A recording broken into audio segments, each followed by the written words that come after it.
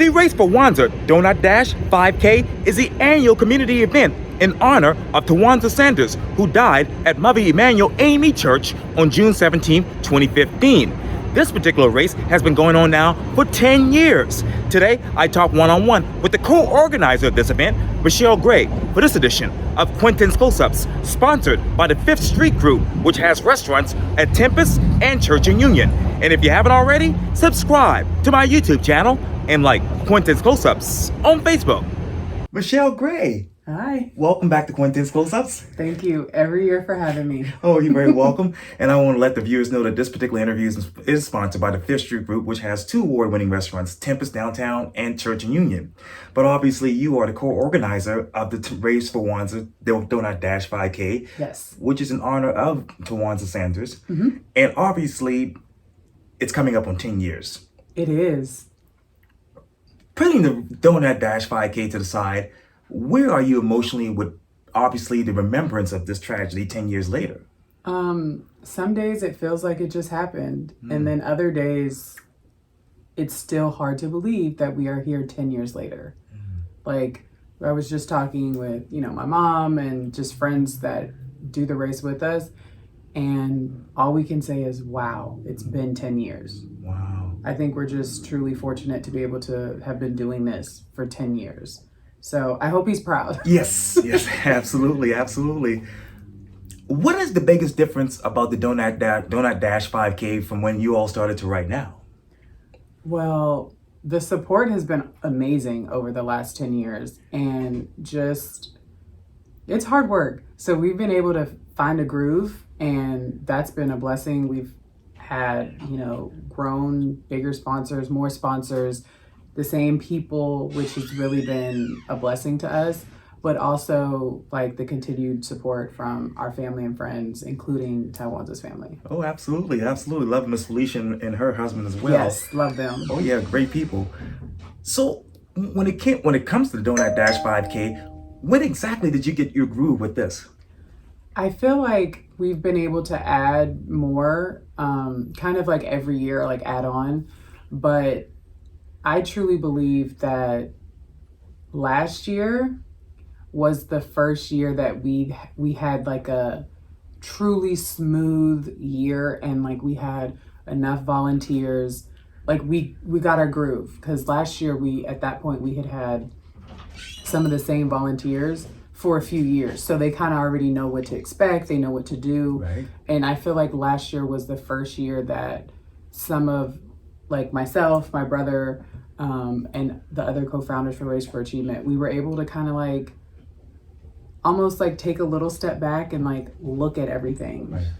Years before, we've been so busy. Yeah. Like we're still busy, Yes, but ma'am. like we've been able to just kind of take a step back and smile and just be like, wow, this is really happening. Yeah. What else have you all been able to discover when you look back and take a look at this from a 360 perspective? First and foremost, like we have the greatest support group, which is truly number one. Yeah. But also just looking at it just from above, Yes, ma'am. because we've had the same volunteers, Yeah. we're able to get their input. And sometimes you need outside people to just, give you ideas, or it could be the smallest thing, like, oh my gosh, it would be cool if you guys like added this, or, so like just really listening to like families and friends and volunteers, their input.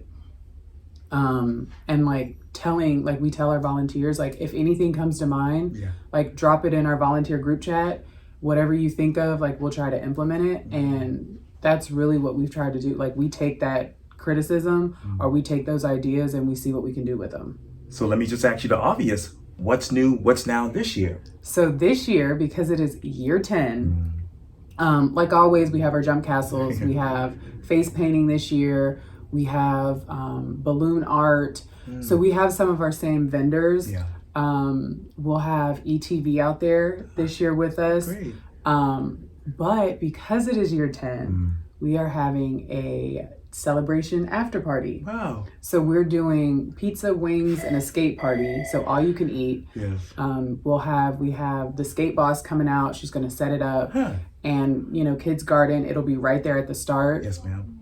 And for the adults, we have free mimosas. Like it's with your ticket. Yeah. But that is like the biggest thing, just almost like an appreciation to all the supporters and all the people that come to our race. Like it's really important, but it's also important to make it to year 10. Now that you made it to year 10, how many people have actually signed up for this race? I don't know the exact number, but the other day my brother texted our group chat, and so far we had like 250 pre-registers. So that was as of the other day. Wow. I have not gotten the update today. Yes, or ma'am. I'm sure it's coming. Yes, ma'am. But you still have until Thursday, the 24th Yes, at ma'am. 11:59 to pre-register, and then you can register the day of. So we're expecting a huge crowd this year. You talk about that huge crowd. So what is the biggest difference from the pre-registered people versus the people who are going to actually sign up on the spot?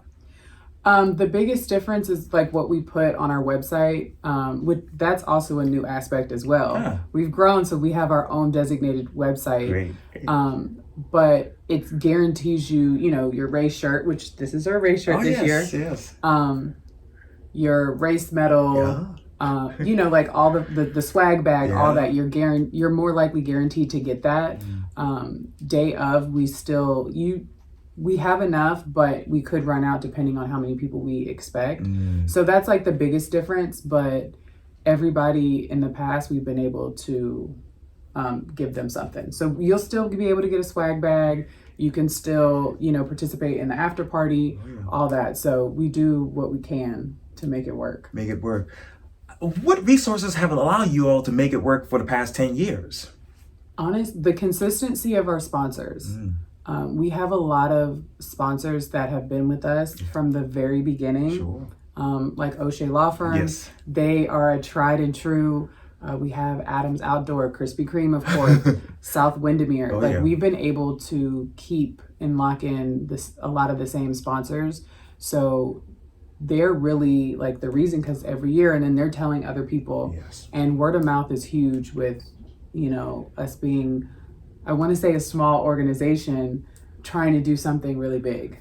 Yeah, and so, now that you have those sponsors locked in place, you have obviously the volunteers and the participants. So how do you keep growing with that smart growth that is expected with this race? Well, like I said, we just have to listen. Like, we have a lot of conversation. Like, as soon as we pack up, we are talking about it right then and there, so that we don't let time lapse to get those ideas out. But really, taking a look at some of the other, races, like the bridge run, like they're huge compared to us, but just some of the aspects that they do to see if we can incorporate it on a smaller scale. Yes. So that's what we try to do. We look up, like, we're a sanctioned race, so we look up, what everybody else does and see if we can implement it. So we are not above, constructive criticism or getting new ideas and seeing how we can make it better for the people that come out. And so for those people who are still on the fence, what can they expect if they do come out to the race? Well, you can expect a good time. We always have a good time, first and foremost. I think that's something that draws a lot of people in. Yes, ma'am. It's the high spirits, and everybody's like laughing and joking, and it's really like one big family reunion.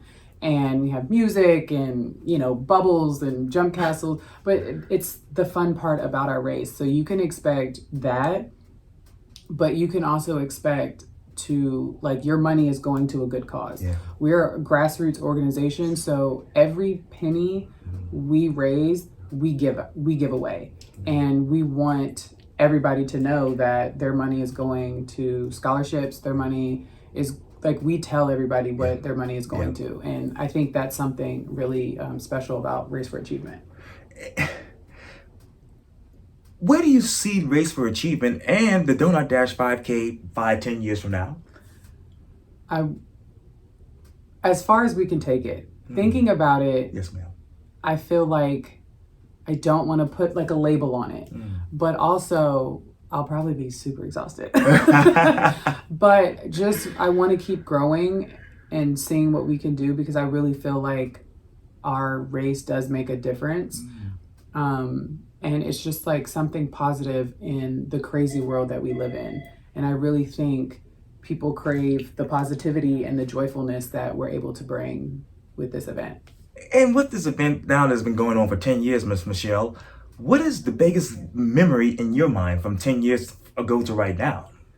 Well, from the start, like 10 years ago when we started, it was just us and our families. Wow. And a few friends. Oh, yeah. And so to think back then to see where we are now, it's almost like an outer body experience, because when we started this 10 years ago, I never would have imagined this is where we would be.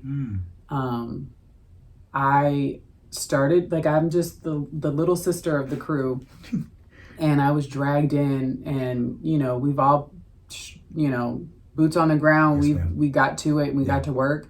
And the main reason why we all do this is because we love this guy right here. And so whatever we have to do to make sure that he's always smiling down on us and making sure that we're able to make like his parents proud, that's first and foremost. So if they are telling us that we're doing a good job, we're going to keep going as long as we can. That is amazing. And for those who haven't signed up yet, where can we go to do that? You can go to www.race4Wanza.com, and all the information is there. You can donate if you can't be there.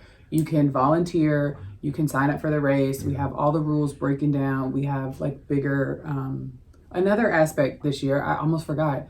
We have a lot of subcategories. So we are incorporating the kids. So we have like 5 to 8, 8 to 50, like we have a lot of different categories, which we were not able to do 10 years ago because we didn't have that many people. And so now we have all these subcategories that the kids can place, adults can place. Like, it's just super exciting to be able to watch our growth over the last few years. That's really, really amazing. Well, Michele Gray with Race for Wanza, thank you so much for your time. And again, welcome back to Quintin's Close-Ups. And I want to obviously thank the Fifth Street Group for sponsoring this interview as well. Thank you. You're welcome.